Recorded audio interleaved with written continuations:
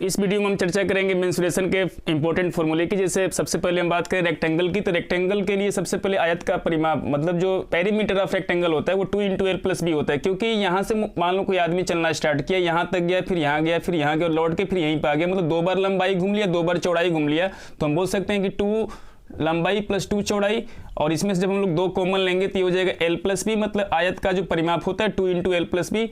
दूसरी बात है आयत का क्षेत्रफल। आयत का क्षेत्रफल होता है लंबाई गुणे चौड़ाई, लेंथ इंटू ब्रेथ होता है। और आयत का विकर्ण जो होता है रूट के अंदर l² + b²। इसको भी यदि आप भूल जाएं तो सबसे पहले क्या करेंगे, जैसे मान लो आयत का विकर्ण निकालना, तो ये लाइन खींच दी, यहाँ पर एक विकर्ण ये होगी, दूसरा विकर्ण भी हो सकता है।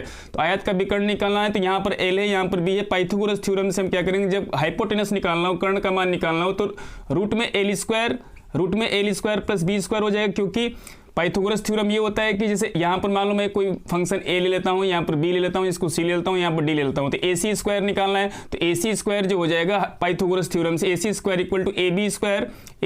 + bc²। तो ab² + bc² कर दिए, तो ab की जो वैल्यू है, ab की वैल्यू l है और जो bc की वैल्यू रहेगी वो b है। तो यहाँ पर हम बोल सकते हैं l² और +b²। और जैसे ही स्क्वायर हटाएंगे तो वैल्यू रूट में आ जाएगी, तो हम बोल सकते हैं कि जो आयत का विकर्ण आएगा रूट में l² + b² आएगा। यहाँ पर जो फॉर्मूला लिख रखा है। उसके बाद स्क्वायर की बात करें तो स्क्वायर की चारों भुजाएं समान होती हैं, तो हम इसका जो परिमाप निकालेंगे पेरीमीटर, तो वर्ग का परिमाप होता है 4 × साइड।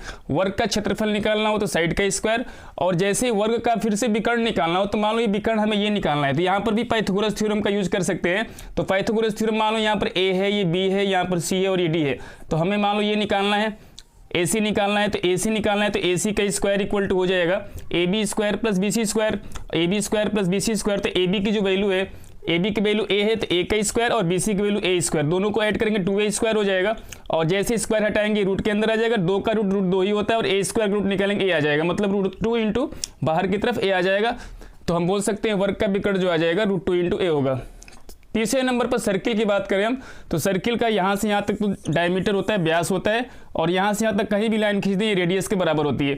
अब हमें बात करना है वृत्त की परिधि जो है, सर्किल का सर्कमफ्रेंस जो होता है वो 2πr होता है। क्यों होता है, क्योंकि यहाँ से यहाँ तक 90 डिग्री, फिर ये 90 डिग्री, फिर ये 90 डिग्री, ये 90 डिग्री, मतलब 90 × 4 मतलब 360।